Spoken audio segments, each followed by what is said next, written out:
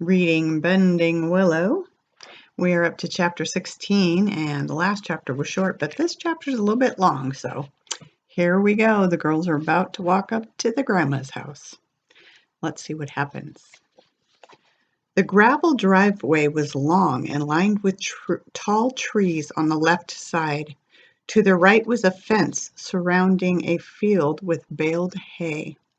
It was not a big pasture like the one they had walked through the night before, and the hay bales were not in big stacks but lay scattered all around the field. "I'm scared," Mia said. "Of meeting Grandma?" "No, of the dog." They hadn't seen or heard Old Blue yet, but they both kept looking around. Mia's grip tightened on Riley's hand. The long driveway curved to the right when it reached another field.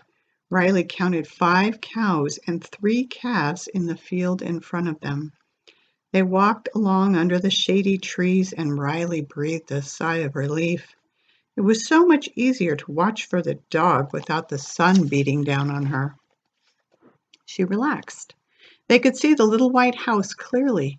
A tall white fence framed the grassy yard around it, and flowers lined the side of the fence.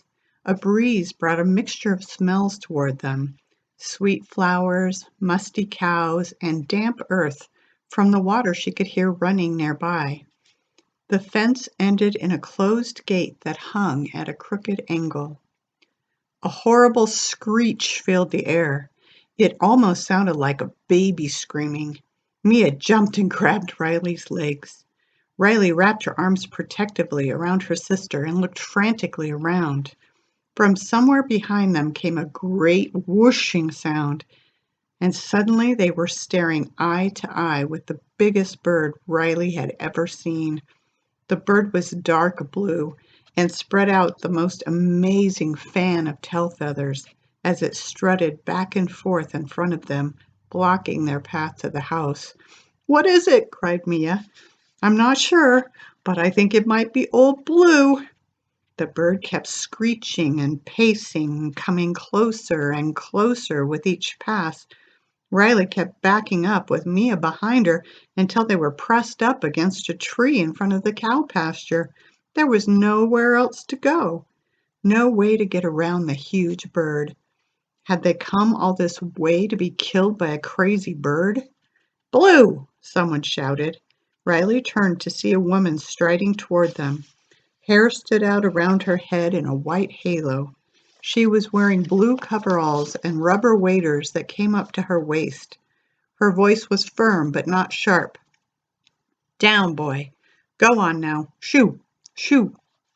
The woman walked right up to the squawking bird and it skittered away, flying to the top of the fence to keep an eye on them. The woman turned to look both Riley and Mia up and down. Then she started to chuckle. The sound started as a small burble and grew louder and louder until she was slapping her knees and wiping her tears. Riley didn't know what to think. Was this her grandma or a crazed farm worker? Maybe she should drag Mia back up the lane as fast as she could. When the woman stopped laughing, she held up her hand. "I'm sorry. It's just that my attack peacock has treed a lot of things in his time, but nothing quite as pitiful looking as you two." She chuckled some more, and Riley wondered if she was about to start up again. Instead, she asked, "You two lost? You visiting over at Zeke and Zelda's place?" This is the moment Riley had been waiting for, hoping for, working for, and suddenly she had no words. The woman stared at her, waiting for an answer. Finally, Mia elbowed her in the leg. "Ouch!" Riley took a breath and reached into her back pocket. She held the envelope toward the woman, who reached out and took it gingerly.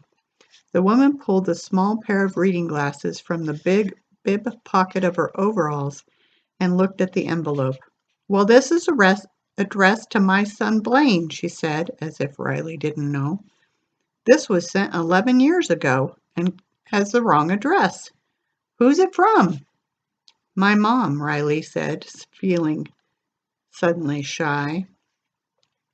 Her grandmother looked at her for a long time.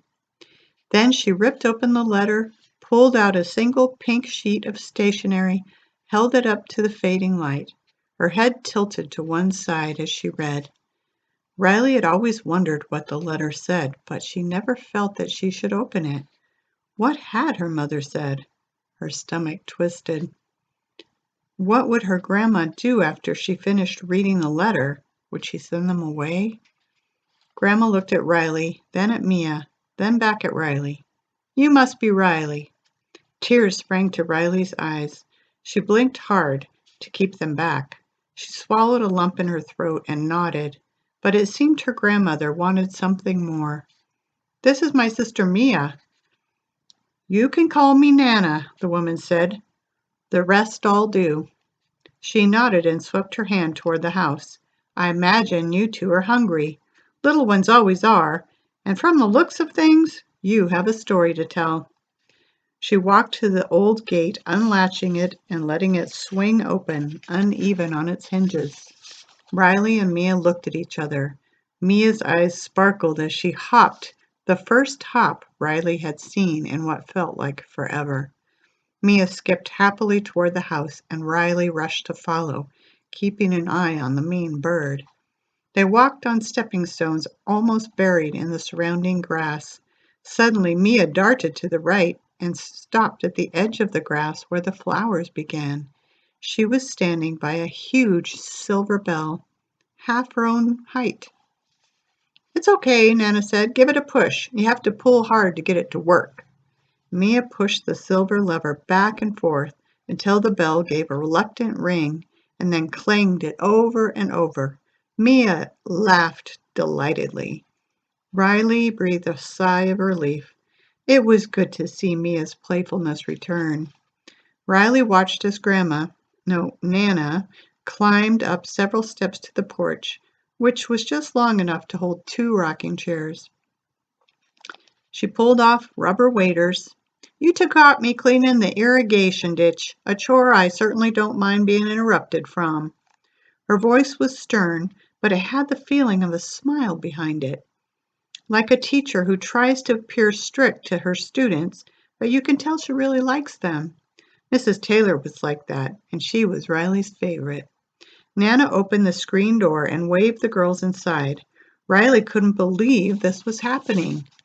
Her heart pounded so hard she was sure that Nana could hear it. They were in what looked like a dining area, a small table set off to the left, covered in white plastic tablecloth with little blue flowers all over it. A counter separated the dining area from the kitchen. I like your house, Mia said. Oh, this old place? Why, it ain't nothing but a shanty on a sandhill, but I guess I like it all right. Now, when was the last time you two ate something? Riley thought for a moment. We split a hamburger and fries this morning. At the Tasty Freeze, Mia clapped her hands and grinned. Well, that was like 2 years ago in child time, Nana said. I better see what we have to feed you. She went into the kitchen and soon had white plates with the blue flowers on the table and platters full of sliced roast beef, chicken, cheese, and cookies filling up the center. She poured large glasses of milk. Riley hadn't realized how long she'd missed drinking milk until she took the first swallow and didn't stop until the glass was empty. Nana kept bringing out more food. Cantaloupe, sliced tomatoes, peas fresh from the garden, and they kept eating. When Riley thought she was going to pop, Nana brought out thick slices of chocolate cake. Riley sat back in her chair, her stomach bulging. The sun had set and crickets and frogs began to croak and chirp. She loved the unfamiliar sound. It was so peaceful. Mia's eyes started to droop. I'm only going to ask you one question tonight, Nana said. Then it's off to the bath while I try to find some pajamas you might fit in. We'll talk about the rest tomorrow. For right now, I just need to know one thing. Is there anyone I need to call and let know that you're here? She gave Riley a serious look. No one, Riley said, equally serious. All right, then, let's get you scrubbed up and off to bed. Nana led them through the kitchen to a small room that contained two of the biggest sinks Riley had ever seen. To their right was a small bathroom with a tub and a shower. You girls want a bath or a shower? Bath, they both replied at once. Riley couldn't remember the last time she'd had a nice hot bath. Their other grandma had never let them use her bath, saying it took too much water, and the shelter didn't have a bathtub. Had her old house had one? She couldn't even remember now. She was so tired, and it seemed like a long time ago. Nana surprised them by pouring a bunch of bubble bath into the tub. Looks like you two could use some extra soap, and you might as well enjoy it. She laid out towels and showed Riley where the shampoo and conditioner was, handing them soft washcloths and closing the door. The girls wasted no time stripping off their dusty clothes and slipping into the warm bubbles. Riley giggled and splashed, feeling as young as Mia, as they laughed and played and scrubbed away their dust. Nana tapped on the door, then pushed it open a crack. I found some pajamas that I think will work, she said, entering the bathroom with her back to them and placing a small stack of clothes on the toilet seat before slipping back out the door. Riley washed Mia's hair and Mia washed Riley's.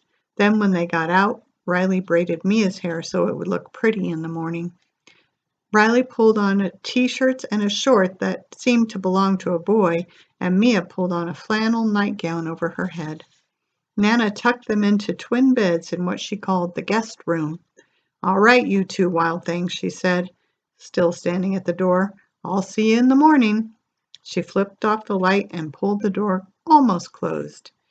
As soon as her footsteps moved away, Mia got out of her bed and crawled in with Riley. They'd been sleeping together too long to change that tonight. Mia was asleep before her head hit the pillow. Riley didn't know what would happen tomorrow, but tonight they'd eaten and were clean and safe. That's the end of the chapter. Next time, we'll do chapter 17. I hope you're enjoying it, getting close to the end. Bye for now.